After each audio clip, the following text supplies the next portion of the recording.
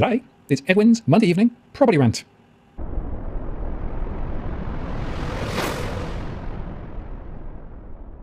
Hello again, it's Martin Hill from Digital Finance Analytics, well, notice post covering finance and property news. Post-election, Edwin is back for another rant. Edwin, hello. How are you doing? I'm doing well, Martin, because people should have got in early last year when I was Dusty and I, we were making offers on our own co-real estate agencies, franchises, and now the price has gone up. Yeah, very interesting. Well, there was this little meme from some time ago, right, about two cheeks of the same bum. I have to say we've got one cheek a lot bigger than the other now. Well, that's right. And but look, to be clear though, as we've been saying all along, both were not interested in home prices dropping. I mean, that was a given from both the Minister of Housing and the Shadow Minister of Housing. Both would not, and they won't dial back immigration, as you and I know. And both parties have very wealthy landlords with numerous investment portfolios or properties under their belts in their ranks. So then if you do, it was always going to be choose your poison. Do you want tenants or do you want landlords? And we chose tenants. Yeah, absolutely. Well, I did a show yesterday called "A Bigger, More Taxed, Less Housed Australia Incoming?" ? Or maybe it was a statement, but I showed it as a question mark, and it's got a huge run actually on my channel because I think a lot of people were reacting to that. Okay, let's face it, the results are actually pretty amazing, and if you look at it carefully, you can see there that there's still some uncertainty about exactly how the numbers are shaking down, but it's a landslide for the Australian Labor Party, or should we say the Australian Property Party. The alternative Australian Property Party, the Liberal Nationals, rather shrinking, as this next chart shows. A new battleground, lots of results, but here's the real killer. Fascinatingly, if you look at Metro Sydney, you can just see how emphatic the rejection of the Liberal story has been in and around Sydney. It's a sea of red, and it is fascinating to see that the movements are. But I want to make a point here, Edwin.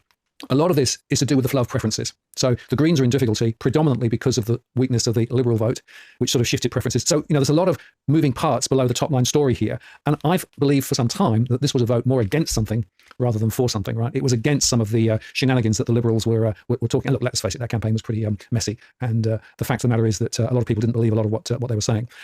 But it is a vote for high home prices. And, the way to numbers are, there are more people with property than not, more people voting for high home prices. It's pretty simple.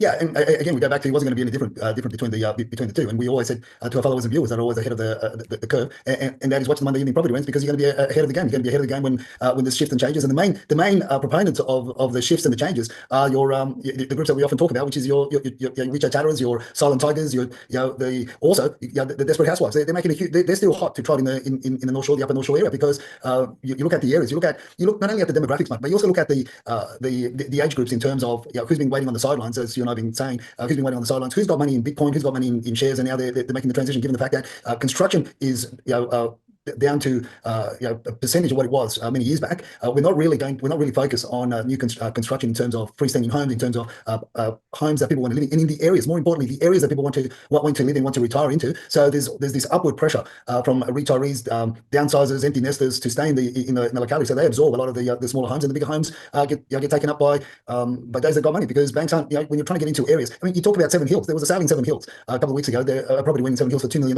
I mean, that's Seven Hills, in the part of Seven Hills where it borders onto Layla Park, otherwise known as Trailer Park, in years gone by. So you've got these shifts and these moves and these changes where a lot of suburbs are becoming $2 million entry levels, and then you've got areas where they're still hot to trot at your 2.5, 3 million. Why? Because of the money that's coming in from other asset classes, and that's what I call your desperate housewife effect. Those that have been sitting on the sideline, they made money out of stocks, out of gold, out of Bitcoin predominantly. But look, at the end of the day, our followers, our viewers have always been ahead of the game, understanding, and we talk about the dark side of property, what's happening, what's not happening, what the government isn't doing, maybe doing. But hey, it's better to be ahead of the curve than be behind the eight ball when you're wanting to get a long-term rental property, when you want to get an investment property, or predominantly a principal place of residence. But look, it's interesting, the rhetoric, the commentary, the global commentators, including old mate Trump, is basically saying who the hell, in a nutshell, who the F is the other guy who was running against Albo, what was going on? You've got leadership within the party itself, and now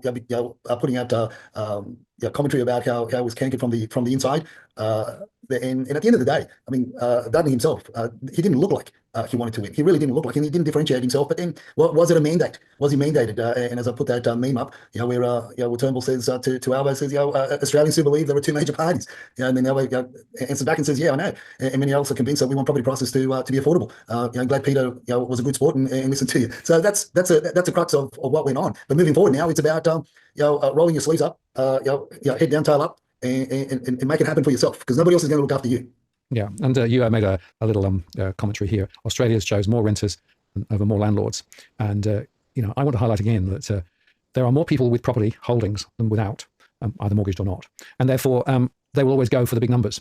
And the big numbers, of course, also, as you say in this slide, also include not only those who live in Australia, but those who aspire to live in Australia. And I thought it was quite interesting that Modi was one of the first leaders via Twitter to actually congratulate Albo on his result. Now remember that they've done a few quite big deals, and one of them was to allow the floodgates to allow more people to come into Australia. We are in for a bigger Australia, because it's clear that the growth of Australian population is pretty much the only lever. I would also make the point that through the election campaign, there was zero discussion about productivity improvement.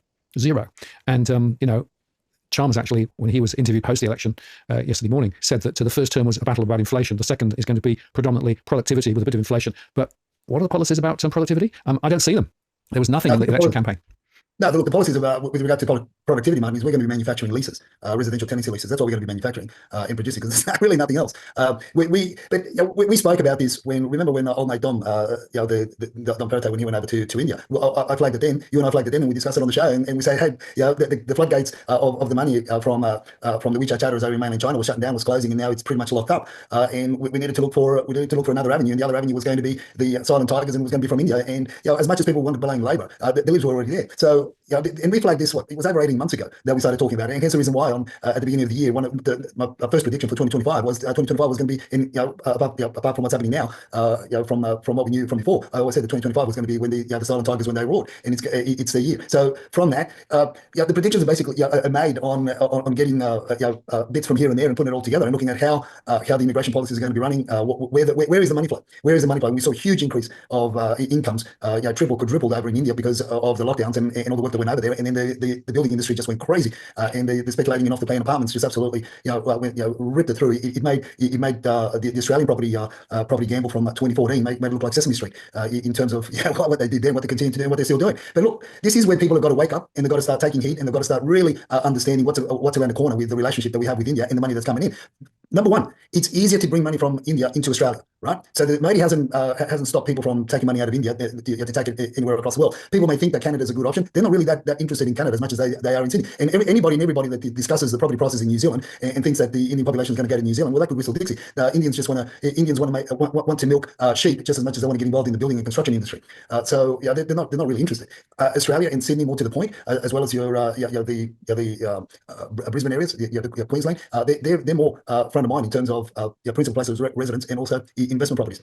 The other fact is that a lot of the local Australian Indian community invested heavily in off-the-plan purchases, in speculative property purchases over in India, and they made a motta. And that money is going to hit Australia. It's already hitting Australia, and we are already seeing from our client base, from the silent tigers that we speak with, from the real estate agents that we speak with, they're running those circles, and you can see the shifts and the changes in the movement of money into the property arena. And guess what, Martin? And it's not apartments like the WeChat chatters did back from 2013 onwards. It's all freestanding homes. Hence the reason why you've got a lot of the Blacktown regions going up in value, and also from your parts of the southwest region as well. So now, from the local point of view, when they're upsizing into your Keller Hills, Castle Hills, and all that region, and now there's a huge outflow where I say jokingly, but it's what we see and what we're told. We see with our own eyes where the silent tigers go toe to toe across that no man's belt, or the new where they've drawn the line, which is your North Rocks, and this is where old mate Parapower wants to buy into, and he's been priced out as well, and continues to be priced out because prices are just screaming there because of the competition. And why? Because of schools, because of educational facilities, because of transport, because of infrastructure, shopping centres, and the communities that are gravitating towards those areas cater for these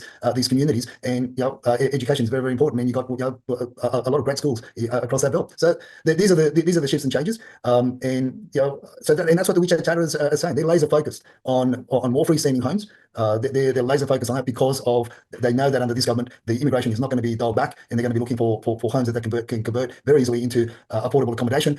They know that there's going to be higher cost in construction, and so do the silent tigers as well. They know there's going to be high cost in construction. Therefore, when you take all these things away, construction, supply, even affordability to renovate, you take all these things away, you cripple these areas, which is less property on the market for both rental and for both ownership, and you keep on piling in the numbers from abroad under different visa names and visa numbers. Well, it doesn't take a rocket scientist to figure out that demand is always going to outstrip supply. Again, we talk from the point of view on most of the East Coast, not Melbourne, because Melbourne's another kettle of fish altogether. And we also talk about more from the point of view of freestanding homes and older style apartments as opposed to new developments, even in your hot market of Sydney. So this is what the chatter amongst the chatter is very strong.